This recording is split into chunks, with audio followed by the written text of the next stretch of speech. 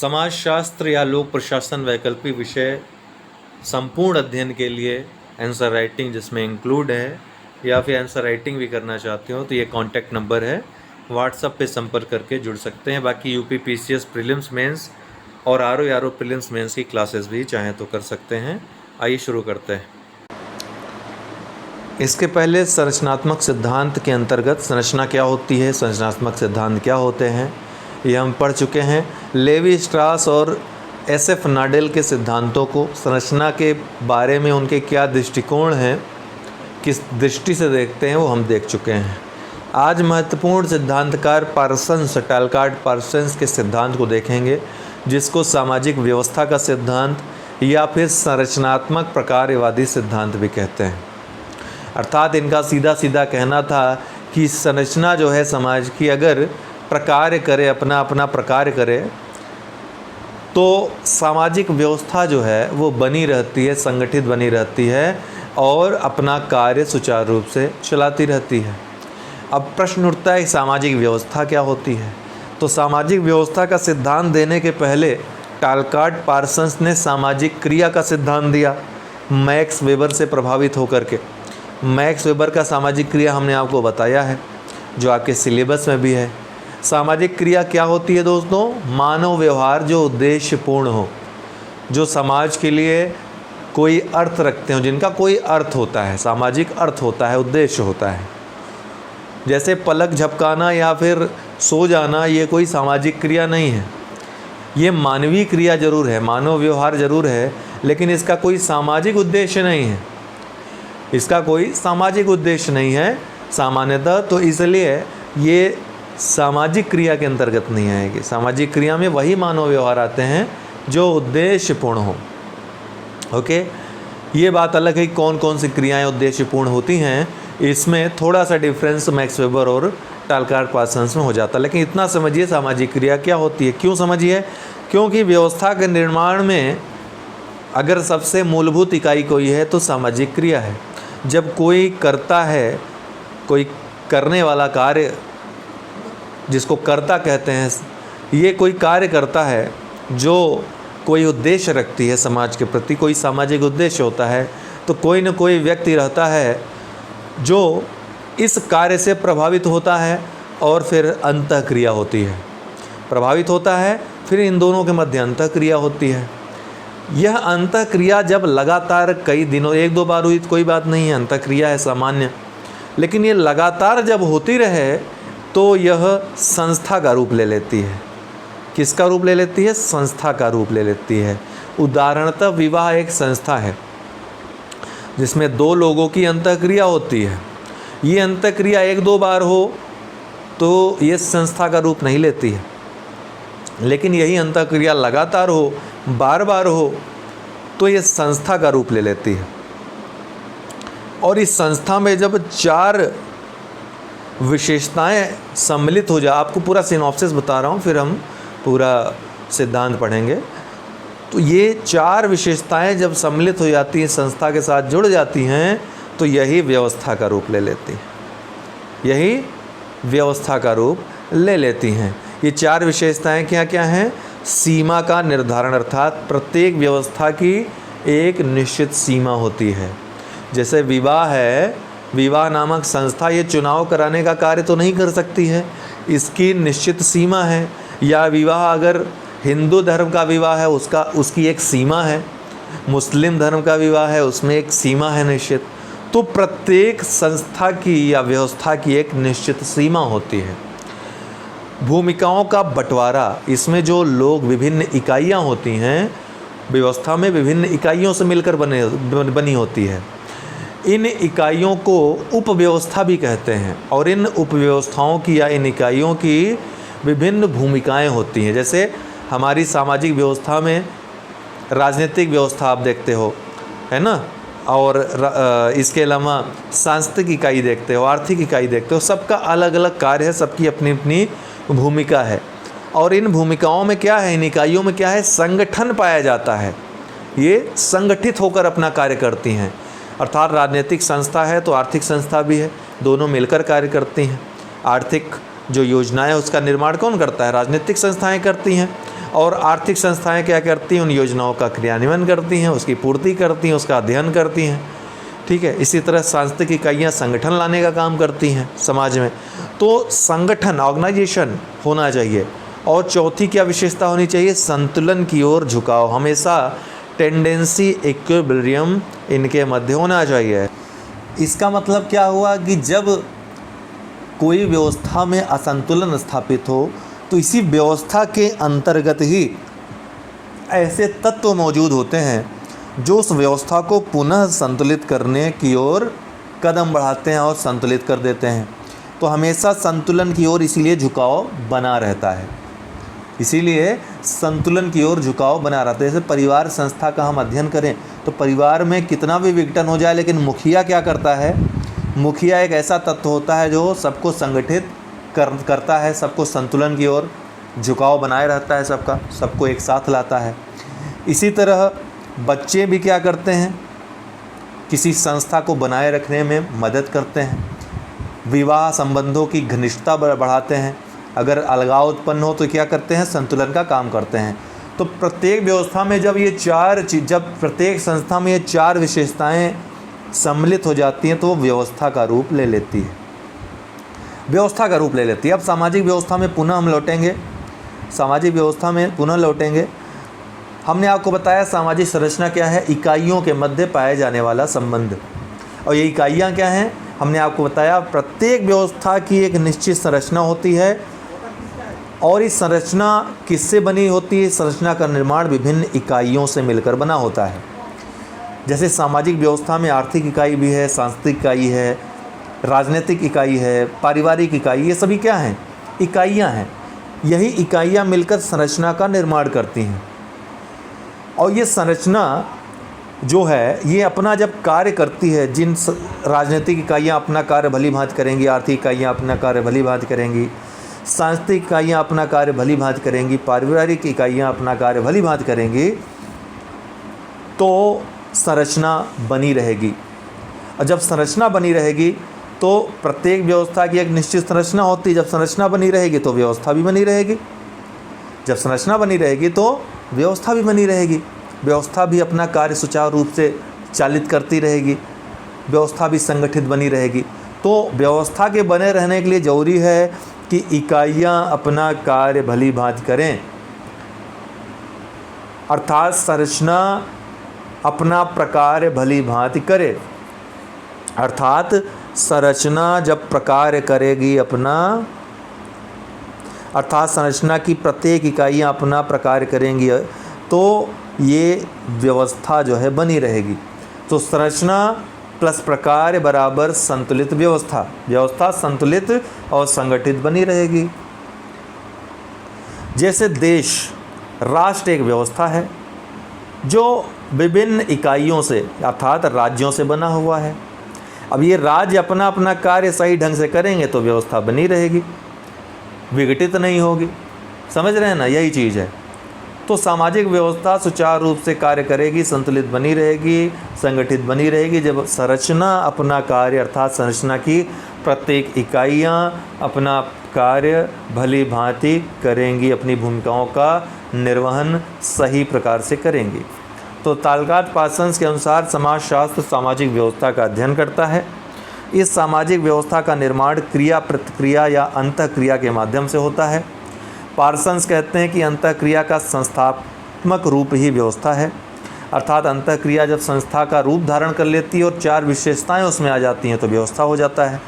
अंतःक्रिया जब भी कोई दो व्यक्ति आपस में एक दूसरे से क्रिया प्रतिक्रिया करते हैं, दोनों एक दूसरे को प्रभावित करते हैं, उसे ही अंतःक्रिया कहा जाता है। कई बार बता चुका हूँ। पार्सन्स सामाजिक व्यवस्था की सबसे मूलभूत इकाई क्रिया को ही मानते हैं क्योंकि यहीं से सारी चीज़ें स्टार्ट होती हैं, प्रारंभ होती हैं। पार्सन्स के अनुसार दो व्यक्ति क्रिया प्रतिक्रिया या अंतःक्रिया के माध्यम से एक दूसरे को प्रभावित करते हैं। अतः अंतःक्रिया जब समाज के मानक मूल्यों के अनुसार बहुत दिनों तक चलती रहेगी तो वह एक संस्था के रूप में स्थापित हो जाएगी और संस्थात्मक रूप धारण करते ही इसमें चार विशेषताओं का समावेश हो जाता है तो वो व्यवस्था बन जाती है। वो चार विशेषताएं कौन कौन सी होती हैं? सीमा निर्धारण, भूमिकाओं का बंटवारा, संगठन संगठित रहेंगी अर्थात और संतुलन की ओर हमेशा झुकाव रहेगा। ये 4 विशेषताएं जब संस्था से जुड़ जाती हैं तो वह स्वतः ही व्यवस्था में तब्दील हो जाती है। व्यवस्था के भी इन्होंने प्रकार बताए कि व्यवस्था 3 प्रकार की होती है, शारीरिक या जैविकी व्यवस्था, सांस्कृतिक व्यवस्था और व्यक्तित्व की व्यवस्था। और यही तीनों व्यवस्थाएं मिल करके सामाजिक व्यवस्था का निर्माण करती हैं। तो इन्होंने बताया कि 3 प्रकार की व्यवस्थाएं समाज में पाई जाती हैं और यही तीनों व्यवस्थाएं मिल करके सामाजिक व्यवस्था का निर्माण करती हैं। और तीनों व्यवस्थाओं में ये चार विशेषताएं हैं, ये अपने आप विद्यमान रहेंगी, तभी तो वो व्यवस्था है। अर्थात शारीरिक या जैविकी व्यवस्था को ही देख लें तो इसमें चारों विशेषताएं पाई जाती हैं। जैसे हमारा शरीर है तो उसकी एक सीमा निर्धारित है, असीम तो है नहीं। प्रत्येक अंग की भूमिका अलग अलग है, हाथ का अलग काम है, पाँव का अलग काम है, तो दूसरी विशेषता भी हो गई। तीसरी विशेषता क्या है? संगठन पाया जाता है, अर्थात सभी अंग मिलकर के काम करते हैं तभी हम चलायमान हैं, है ना। भूमिकाओं में बंटवारा होते भी अंगों में संगठन पाया जाता है। और शरीर में संतुलन बनाए रखने के लिए शरीर के अंदर कुछ प्रतिरोधक पाए जाते हैं, है ना। शरीर में कोई रोग आ गया तो हमारे अंदर प्रतिरोधक क्षमता है उसको सही करने की, है ना। चोट लग जाए तो सही होने के लिए अंदर हमारे कुछ प्रक्रियाएं होती हैं, तो ये संतुलन बनाने की क्षमता भी है। तो ये चारों विशेषताएं हैं तभी शरीर एक व्यवस्था है। तो इसीलिए उन्होंने कहा है कि 3 प्रकार की व्यवस्थाएं, शारीरिक, सांस्कृतिक व्यवस्था, व्यक्तित्व व्यवस्था पाई जाती हैं। और पार्सन्स कहते हैं कि इन्हीं तीनों व्यवस्थाओं को यदि मिला दें तो सामाजिक व्यवस्था का निर्माण होता है और समाजशास्त्र इसी सामाजिक व्यवस्था का अध्ययन करता है। पार्सन्स के अनुसार प्रत्येक व्यवस्था की एक निश्चित संरचना होती है, जो मैंने आपको बताया। उस संरचना का निर्माण विभिन्न इकाइयों से होता है, अर्थात संरचना का अस्तित्व इन्हीं इकाइयों पर टिका होता है। जब ये सभी इकाइयाँ एक दूसरे के साथ सहयोगात्मक संबंध रखेंगी, भली भांति कार्य करेंगी, अपने अपने प्रकार की पूर्ति करेंगी। जैसे हाथ का काम है जो करना, पाँव का काम जो करना, आँख का काम जो है करना, कान का काम जो है करना, हृदय का काम जो है करना, ये सब अपना काम भली भांति करेंगी तो ये कहा जाएगा संरचना अपना प्रकार कर रही है। तो संरचना का अस्तित्व बना रहेगा, अर्थात शरीर का अस्तित्व बना रहेगा। और संरचना का अस्तित्व जब बना रहेगा तो ये शारीरिक व्यवस्था भी अब संतुलित रहेगी और अपना संगठन बनाए रखेगी। तो संरचना का अस्तित्व इकाई द्वारा किए गए प्रकार पर निर्भर है। जब संरचना का अस्तित्व बना रहेगा तो संरचना भी अपने प्रकार की पूर्ति करेगी और व्यवस्था सदैव संतुलित और संगठित बनी रहेगी। अर्थात व्यवस्था का अस्तित्व संरचना द्वारा किए गए प्रकार पर निर्भर है, क्योंकि व्यवस्था में संरचना और प्रकार दोनों सम्मिलित हैं। इसलिए पार्सन्स के इस सिद्धांत को संरचनात्मक प्रकारवादी सिद्धांत भी कहते हैं। यही इनका संरचना के प्रति दृष्टिकोण भी है। ठीक इसी प्रकार प्रत्येक सामाजिक व्यवस्था की एक निश्चित संरचना होती है, जिसे सामाजिक संरचना कहा जाता है। इसका निर्माण विभिन्न इकाइयों से होता है। जैसे समाज में आर्थिक इकाइयाँ होती हैं, राजनीतिक इकाइयाँ होती हैं, पारिवारिक इकाइयाँ होती हैं और सांस्कृतिक इकाइयाँ इत्यादि इकाइयाँ होती हैं। और ये सभी इकाइयाँ जब अपने अपने प्रकार की पूर्ति करती हैं तो सामाजिक व्यवस्था बनी रहती है, क्योंकि संरचना अपने प्रकार की पूर्ति कर रही है। तो समाज संरचना और प्रकार यहाँ मिल जाएंगे, वहाँ व्यवस्था संतुलित और संगठित बनी रहेगी। तो इसीलिए समाज में संगठन और संतुलन बना रहता है। जब ये प्रकार नहीं करेंगे, राजनीतिक जो संस्थाएं हैं वो मनमानी काम करेंगी, मनमानापूर्ण काम करेंगे, तानाशाही काम करेंगे, तो समाज में व्यवस्था कायम नहीं रहेगी। ये प्रकार की पूर्ति सही ढंग से नहीं करेंगी, अकार्य या दुष्कार्य करेंगी, तो समाज की व्यवस्था असंतुलित हो जाएगी। और फिर उसी असंतुलन को संतुलन में लाने के लिए समाज में ही कुछ तत्व होंगे जो बढ़कर सामने आएंगे, महात्मा गांधी जैसे, है ना। वर्तमान में भी समाज में असंतुलन देखा जा रहा है। कोई न कोई संस्था, चाहे वो हमारी नौकरशाही संस्था है, राजनीतिक संस्था के अंतर्गत ही आता है, वो भ्रष्टाचार में लिप्त है। तो हमारे समाज से ही कुछ संस्थाएं, जैसे कि अन्ना हजारे जैसे लोग मिलकर सामने आते हैं, भ्रष्टाचार विरोधी ये आंदोलन छेड़ते हैं और लोकपाल कानून के लिए सशक्त कानून बनता है। तो ये जो है हमारे इन 4 विशेषताओं को लेकर के आपको चलना है। जब भी कोई उदाहरण देना है, कोई भी उदाहरण दीजिए, कोई भी व्यवस्था की बात करिए, इन चारों विशेषताओं के साथ उस उदाहरण को जोड़ दीजिए, आपका उदाहरण पक्का हो जाएगा, आपको नंबर मिल जाएंगे। देखिए, आपको केस स्टडी अगर नहीं आती है, एट रैंडम याद नहीं रहती, तो स्वयं से बना लीजिए, ठीक है। काल्पनिक केस स्टडी बनाना सीखिए, और वो तभी बना पाएंगे जब सिद्धांत को अच्छे से भली भांति आप समझेंगे। बहुत गहराई में घुसने की ज़रूरत नहीं है, एकदम जो चीज़ है, जो जनरल चीज़ है, उसी को अच्छे ढंग से गहराई समझने की ज़रूरत है। ठीक है।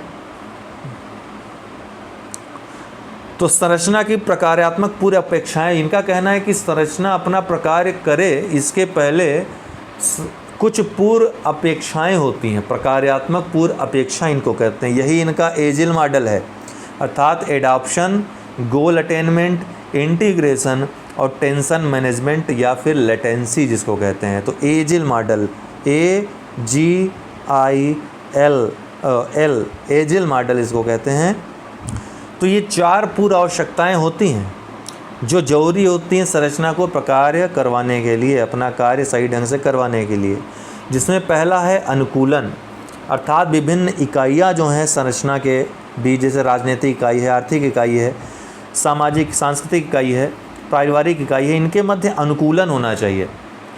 ऐसा नहीं होना चाहिए कि राजनीतिक व्यवस्था कुछ अलग है, आर्थिक व्यवस्था किसी दूसरी तरफ जा रही है ना, अब अपना मनमानी सब कर रहे हैं। तो अनुकूलन होना चाहिए इनके मध्य। अनुकूलन का काम कौन करता है? व्यक्ति भी एक इकाई ही है, व्यक्तियों के मध्य भी अनुकूलन होना चाहिए। अनुकूलन कब होगा? अनुकूलन तभी होगा जब आर्थिक इकाइयाँ, आर्थिक जो संस्था है, आर्थिक व्यवस्था है, अपना कार्य सही ढंग से करे। आर्थिक संरचना या आर्थिक इकाइयाँ जो हैं अपना कार्य सही ढंग से करेंगी तो लोगों की जो भी मांग है उसकी पूर्ति होगी। जब मांग की पूर्ति होगी, रोटी कपड़ा मकान आदि की व्यवस्था रहेगी, तब फिर अनुकूलन बना रहेगा। लोग हिंसक नहीं होंगे, लोग उग्र नहीं होंगे, लोग निराश नाराज परेशान नहीं रहेंगे, तो अनुकूलन बना रहेगा। तो इसकी पूर्ति कौन करेगा? आर्थिक संस्थाएं करेंगी। लक्ष्य की पूर्ति दूसरा है गोल अटेनमेंट। इसका कार्य कौन करेगा? गोल अटेनमेंट का कार्य कौन करता है? राजनीतिक संस्थाएं करती हैं। राजनीतिक संस्थाएं लक्ष्य बनाती हैं और लक्ष्य की पूर्ति करती हैं, चाहे वो जिस चीज़ से संबंधित, जिस इकाई से संबंधित हो। तो लक्ष्य की पूर्ति के लिए राजनीतिक संस्थाओं का होना आवश्यक है, उनका कार्य करना सही ढंग से आवश्यक है। तीसरा है एकीकरण, तीसरा है इंटीग्रेशन, एकीकरण। तो समाज में एकीकरण हो, इसके लिए ज़रूरी है कि सांस्कृतिक संस्थाएं हों या धार्मिक संस्थाएं हों, जिससे एकीकरण बना रहे, लोग नियम कानून को माने, लोग व्यवस्थाओं को स्वीकार करें, उस तरीके से संस्थाओं के जो नियम हैं उनको उनके अनुसार चलें, सामाजिक प्रतिमानों को माने। इसके लिए जरूरी है एकीकरण होना, जिसका कार्य सांस्कृतिक इकाइयाँ करती हैं। और चौथा है तनाव प्रबंधन। जब टेंशन हो किसी प्रकार का भी, तो जो समाजीकरण है या फिर पारिवारिक इकाइयाँ हैं, वो समाजीकरण के माध्यम से या अन्य जो इकाइयाँ हैं जो समाजीकरण का कार्य करती हैं, जैसे आपकी कक्षा हो गई, आपका इस विद्यालय हो गया आदि, समाजीकरण के माध्यम से टेंशन मैनेजमेंट करती हैं। ठीक है, टेंशन मैनेजमेंट कर देती हैं, जिससे अनुकूलन बना रहेगा, लक्ष्य की पूर्ति होगी, एकीकरण। तो सभी ये चारों पूर्व आवश्यकताएं जब पूरी हो जाएंगी, तब संरचना प्रकार्य अपना कर पाएगी। तो अनुकूलन की बात करें तो संरचना अपने प्रकार की पूर्ति करे, उससे पहले उसकी प्रथम प्रकार्यात्मक पूर्व आवश्यकता अनुकूलन है। अर्थात जब विभिन्न इकाइयों में अनुकूलन बना रहेगा तो संरचना का अस्तित्व बना रहेगा, और फिर संरचना अपने प्रकार की पूर्ति करके व्यवस्था में संगठन और संतुलन बनाए रखती है। इस अनुकूलन रूपी प्रकार्यात्मक पूर्व आवश्यकताओं की पूर्ति आर्थिक उपसंरचना या आर्थिक इकाइयाँ करती हैं, क्योंकि ये आर्थिक संस्थाएं समाज में खाद्य सामग्री का उचित उत्पादन, उपभोग एवं वितरण की व्यवस्था करती हैं, जिससे इकाइयों की न्यूनतम आवश्यकताओं की पूर्ति होती रहती है और इकाइयों के मध्य अनुकूलन बना रहता है। हमारा मस्तिष्क हमारी शरीर की जितनी प्रक्रियाएं उनको नियंत्रण करता है, तभी हम हाथ से भोजन कर पाते हैं। अगर पैर में चोट लगी है तो उसको हाथ से अपने छू पाते हैं, अपने दर्द को महसूस उसको कम करने का प्रयास कर पाते हैं, इसीलिए अनुकूलन बना रहता है। तो ये मस्तिष्क एक तरह से समाज में जो आर्थिक इकाई का काम है अनुकूलन बनाने का, वो करता है। दूसरा है लक्ष्य की पूर्ति। अपने प्रकार की पूर्ति करने के लिए संरचना की दूसरी प्रकार्यात्मक पूर्व आवश्यकता इकाइयों के लक्ष्य की पूर्ति है, और इस लक्ष्य की पूर्ति प्रत्येक इकाई का अपना अपना लक्ष्य होता है। आर्थिक इकाई का अपना लक्ष्य है, सांस्कृतिक इकाई का अपना लक्ष्य है, खुद राजनीतिक इकाई का लक्ष्य होता है। तो प्रत्येक लक्ष्य की पूर्ति राजनीतिक उपसंरचना या राजनीतिक संस्थाएं करती हैं, क्योंकि वही नियम कानून बनाने में सक्षम होती हैं, उसको लागू करने में सक्षम होती हैं। वो विभिन्न योजनाओं और कार्यक्रम के माध्यम से इकाइयों के लक्ष्य की पूर्ति की समुचित व्यवस्था करती हैं, जिससे इकाइयों में सहयोग और संगठन बना रहता है और संरचना का अस्तित्व विद्यमान रहता है। तीसरी पूर्व आवश्यकता है एकीकरण। अपने प्रकार की पूर्ति के लिए संरचना की तीसरी पूर्व आवश्यकता इकाइयों के एकीकरण या संगठन की होती है। जब विभिन्न इकाइयों में एकीकरण या संगठन बना रहता है तो संरचना का अस्तित्व विद्यमान रहता है, और ये एकीकरण लाने का कार्य सांस्कृतिक उपसंरचना करती है। यह धार्मिक क्रियाकलापों के माध्यम से या मनोरंजनात्मक क्रियाकलापों के माध्यम से समाज में एकीकरण या संगठन लाती है। विभिन्न त्यौहार, पर्व आदि क्या करते हैं, लोगों को एकजुट करते हैं, जिससे संरचना का अस्तित्व बना रहता है। तनाव प्रबंधन की बात करें तो अपने प्रकार की पूर्ति करने के लिए संरचना की चौथी प्रकार्यात्मक पूर्व आवश्यकता इकाइयों के तनाव प्रबंधन की होती है, लेटेंसी की होती है। अर्थात यदि किसी कारणवश सामाजिक संरचना में असंतुलन उत्पन्न हो तो कुछ ऐसी इकाइयाँ अवश्य होनी चाहिए जो उसमें संतुलन ला सके, अर्थात संतुलन की ओर झुकाव बना रहे।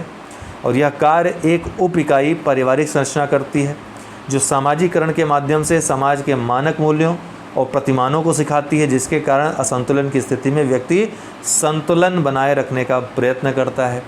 व्यक्ति कितना भी असंतुलित हो जाए, अपने आप को ख़त्म करने का प्रयास करे, लेकिन उसको फिर याद आता है कि मेरी फैमिली है, वो परेशान हो जाएगी, फिर वो आत्महत्या जैसा बड़ा कदम नहीं उठाता। या किसी की हत्या करने जाता है तो सोचता है कि हम जेल चले जाएंगे, हमारी फैमिली बर्बाद हो जाएगी, फिर वो कदम नहीं उठाता है। तो जब भी असंतुलन का प्रयास करता है तो जो पारिवारिक संस्था है, जो व्यवस्था है, उसके अंदर ही कुछ इकाइयाँ मौजूद हैं, उसके माँ बाप, परिवार में उसका पुत्र है, उसकी पत्नी है, ये इकाइयाँ इसको प्रेरित करती हैं कि वो संतुलन की ओर झुके। ठीक है, तो निष्कर्षतः संरचना की यही 4 प्रकार्यात्मक पूर्व आवश्यकताएँ होती हैं, जिसे पार्सन्स का एजिल मॉडल कहा जाता है, तथा इन चारों प्रकार्यात्मक पूर्व आवश्यकताओं की पूर्ति समाज की विभिन्न इकाइयाँ करती हैं। तो ये दोस्तों सामाजिक व्यवस्था या संरचनात्मक प्रकार्यवादी सिद्धांत है, किसका?